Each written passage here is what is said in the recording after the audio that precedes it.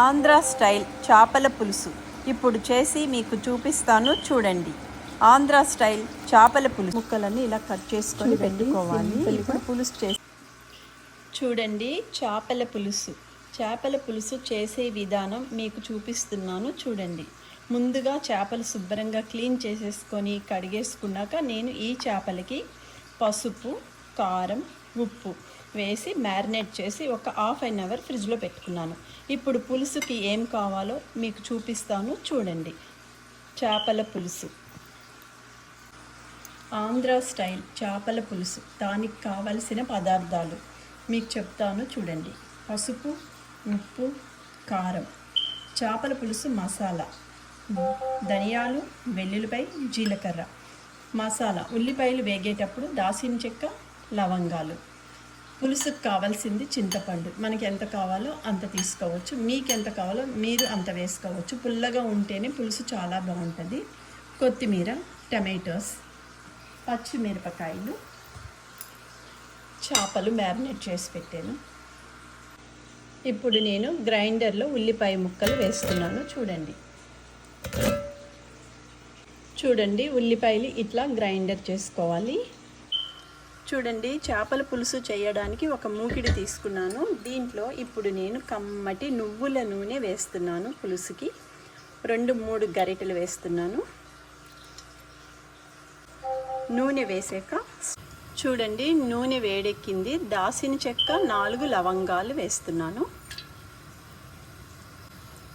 ఇప్పుడు ఉల్లిపాయ పేస్ట్ వేస్తున్నాను. ఒకసారి శుభ్రంగా మిక్స్ చేయాలి, కలపాలి. ఇది కొంచెం బ్రౌన్ కలర్ వచ్చే వరకు వేగాలి.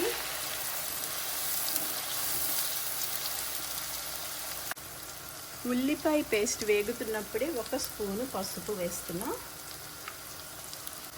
అట్లానే పులుసుకి కావలసినంత ఉప్పు కూడా వేస్తున్నాను.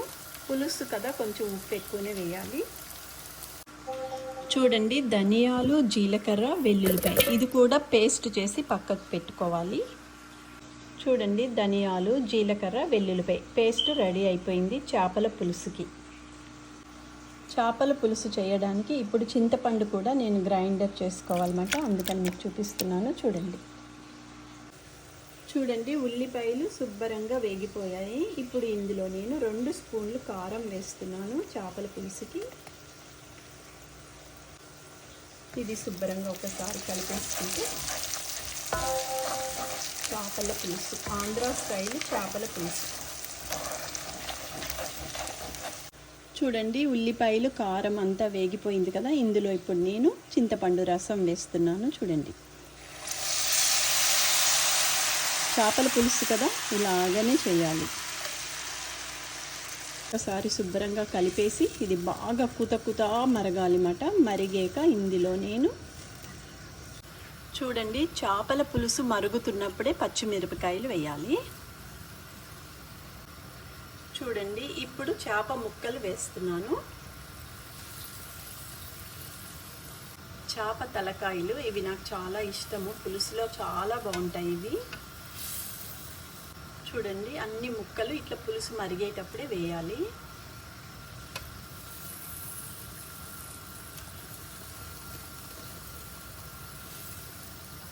ఇప్పుడు చేపల పులుసుకి జీలకర్ర, ధనియాలు, వెల్లుల్లిపాయ మసాలా వేస్తున్నాను. చూడండి, అట్లానే టమాటో ముక్కలు కూడా వేయాలి. ఇప్పుడు మెల్లగా ఒక్కసారి ఇట్లా కలుపుదాము.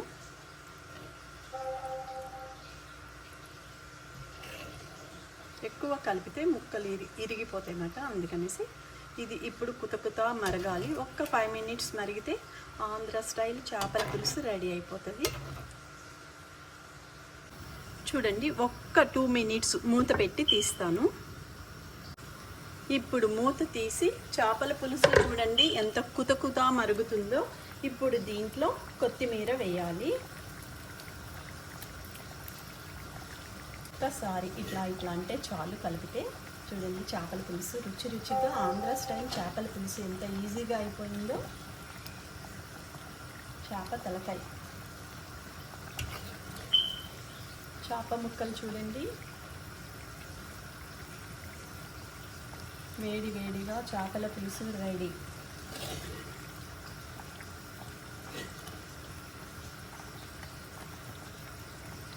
అంతే, చేపల పులుసు, ఆంధ్ర స్టైల్ చేపల పులుసు రెడీ అయిపోయింది.